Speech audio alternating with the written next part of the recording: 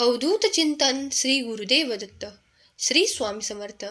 स्वामी म्हणतात, माझ्या प्रिय बाळा, जेव्हा जेव्हा तू खूप काही अशा समाधानांना प्राप्त करतो, खूप काही अशा चांगल्या विचारांना प्राप्त करतो आणि ज्या चांगल्या गोष्टींना प्राप्त करतो, तेव्हा लक्षात असू दे की मी तुझा हात धरलेला आहे. तुझ्या समस्या आणि तुझे त्रास नाहीसे करणारे आशीर्वाद तुझ्या मार्गात येत आहेत. बाळा, या संदेशापर्यंत तू आला आहेस तर मधून कुठे जाऊ नकोस, शेवटपर्यंत ऐक. कारण यात तुझ्या कल्याणासाठी मी जे काही आशीर्वाद तुला देत आहे ते तुझे जीवन घडवणारे ठरणार आहेत. तेव्हा कुणी तुमचा विरोध करतात, खूप काही त्रास देतात, तुमच्या कार्यामध्ये खूप काही विघ्न टाकू इच्छितात, अशा वेळेस थोडा वेळ शांत रहा, देवाचे ध्यान करा, नामस्मरण करा आणि त्या नकारात्मक ऊर्जेला वापस पाठवण्यासाठी देवाला प्रार्थना करा. देव ती प्रार्थना स्वीकार करतात. कधी कधी तुमच्या विचारांच्या प्रमाणे जेव्हा घडू लागते, तेव्हा खूप काही अंधारातून प्रकाशाकडे येतात. तेव्हा लक्षात घ्या की माझी ऊर्जा, माझे आशीर्वाद आणि माझे चमत्कार तुम्हाला प्राप्त होतात. जर तुम्ही हे सर्व काही आशीर्वाद स्वीकार करू इच्छित असाल तर या क्षणाला, या संदेशाला लाईक करा आणि तुमच्या प्रियजनांपर्यंत शेअर करायला विसरू नका.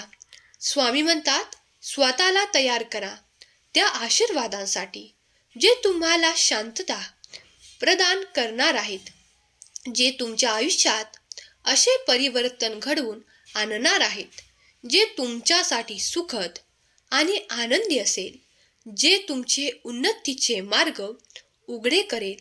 जर तुम्ही हे सर्व काही आशीर्वाद प्राप्त करू इच्छित असाल तर तुम्ही स्वामींच्या आशीर्वादाने परिपूर्ण होऊ इच्छित असाल तर स्वामींचे नामजप निरंतर करत राहा. जेव्हा तुम्हाला अगदी मोकळा वेळ आहे तेव्हा देवाचे ध्यान करा, कारण तुम्ही तेव्हा देवाचे आशीर्वाद प्राप्त करत आहात हे विसरून जाऊ नका. तुम्ही देवाच्या आशीर्वादाने परिपूर्ण बाळ आहात. तेव्हाच तुम्ही या संदेशाला मनपूर्वक, श्रद्धापूर्वक ऐकत आहात. स्वामी देव तुमच्या सर्व काही इच्छा पूर्ण करोत, कारण तुम्ही स्वामींचे प्रिय बाळ आहात. देवाने सांगितलेल्या प्रत्येक गोष्टीवर विचार करायला हवा. म्हणून आजचा हा सुंदर संदेश शेवटपर्यंत ऐका. विश्वास असल्यास कमेंट बॉक्समध्ये श्री स्वामी समर्थ टाईप करा. स्वामी भक्तांनो, सभोवतालचे वातावरण बघून आपल्या मनात जर काही शंका उपस्थित होत असतील तर घाबरू नका. तुमचेही चांगले दिवस येणार आहेत. तुमचेही सर्व दुःख आता संपणार आहे. सर्व दुःखांपासून तुमची सुटका होणार आहे. तुम्ही पाहिलेले प्रत्येक स्वप्न सत्यात उतरणार आहे. फक्त देवावर विश्वास ठेवा. देवाने पाठवलेला संदेश अजिबात चुकवू नका. विश्वास असल्यास गॉड इज ग्रेट टाईप करा. बाळांनो, माणूस हा त्याच्या कर्माने मोठा होत असतो. माणूस जर विश्वास ठेवणार असेल तर त्यावर सर्वजण विश्वास ठेवतात, परंतु माणूस जर विश्वासघातकी असेल तर त्यावर चुकूनही कोणी विश्वास ठेवत नाही. म्हणून आपणही कोणाच्या जाळ्यात अडकू नका. कोणी आपल्याला खूप मोठे स्वप्न दाखवून आपल्या आयुष्याचा फायदा घेऊन आपल्याला वाऱ्यावर सोडत असतात. म्हणून कोणाच्याही जाळ्यात अडकू नका. कुठल्याही गोष्टीचा एवढा मोह धरू नका की ती गोष्ट नाही मिळाली तर आपले आयुष्य संपून जाईल. एवढा मोह चांगला नाही. हा मोह आपला आनंद हिरावून घेत असतो. एखादी गोष्ट मिळाली नाही म्हणून त्या गोष्टीच्या चिंतेत आजचा दिवस वाया घालवू नका. प्रत्येक गोष्ट तुम्हाला मिळेल ज्या गोष्टीसाठी तुम्ही स्वतःला तयार केले आहे. जीवनात निराशा कधीच आयुष्यात येऊ देऊ नका. कधीच चूकभुलीने देखील नकारात्मक विचार करू नका, कारण हेच विचार आपलं भविष्य घडवत असतात. आपल्या आयुष्यातली एक नवीन वळण येत असते. म्हणून लक्षात ठेवा, जसे विचार तसे कर्म, तसे कर्म तसे भविष्य. म्हणून भविष्यात जर खूप मोठे व्हायचे असेल तर, भविष्यात चिडचिड करायची नसेल तर, भविष्यात कोणाकडे हात पसरायचे नसतील तर, आज तुम्हाला मेहनत करावी लागेल. आजचा दिवस तुमच्यासाठी आहे. हा दिवस तुमच्या आयुष्य घडवणार आहे. म्हणून जीवनात काहीही करा, परंतु भविष्यासाठी एक मोठी योजना बनवून ठेवा. पुढे जाऊन तुमचं कुटुंब तुम्हाला सांभाळायचं आहे. म्हणून कुटुंबातील सर्व सदस्यांना सोबत घेऊन चला. आपल्याला आयुष्यात काही नाही मिळालं तरी चालेल, परंतु कुटुंबाचं प्रेम मिळालंच पाहिजे. बाळांनो, कधीही कशाचा मोह धरून आपल्या कुटुंबाशी नाते तोडू नका, कारण जे आपल्यावर प्रेम करतात त्यांच्यासाठीच आपलं सर्व आयुष्य पणाला लावा.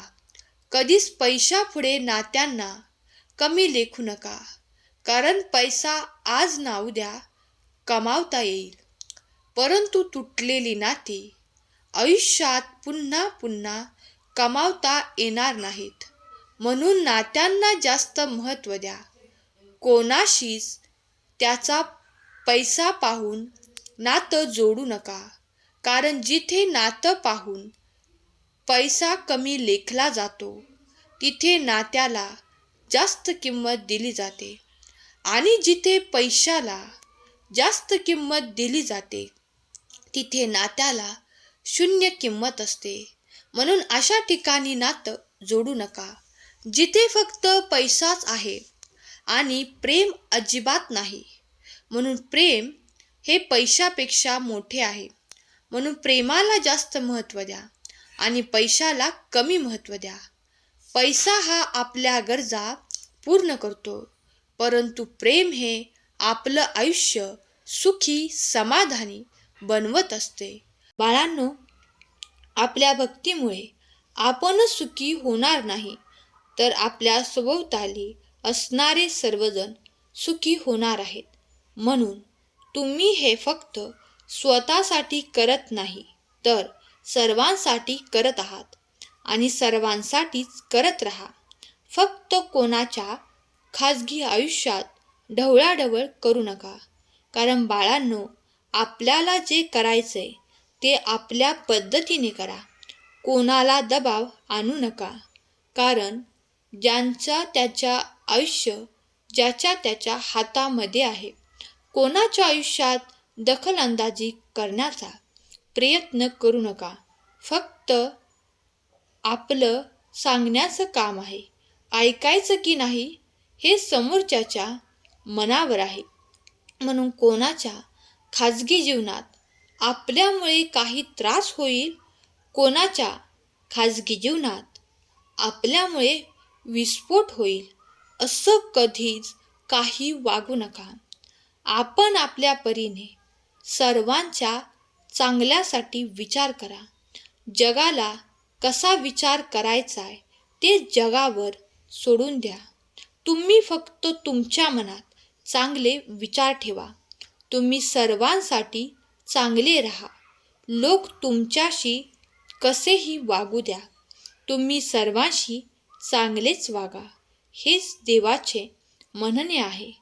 बाळांनो, देवाने देखील आत्तापर्यंत तेच केलं.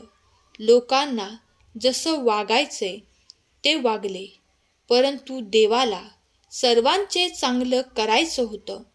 ते चांगलंच करत गेले. म्हणून विश्वास ठेवा, देवाच्या दरबारात प्रत्येकासाठी एक वेगळे नियोजन आहे. देवाचे देवदूत आपल्यासाठी सदैव मदतीस तत्पर आहेत. आजचा हा संदेश जेवढा होईल तेवढा स्वामी भक्तांपर्यंत पोहोचवण्याचे कर्तव्य पार पाडा, जेणेकरून सर्व स्वामी भक्तांचे कल्याण होईल. आजचा संदेश आवडला असेल, संदेशाला लाईक करा आणि हा संदेश शेवटपर्यंत ऐकल्याबद्दल धन्यवाद. केलेली सेवा स्वामींचरणी अर्पण करते. श्री स्वामी समर्थ. जय जय स्वामी समर्थ.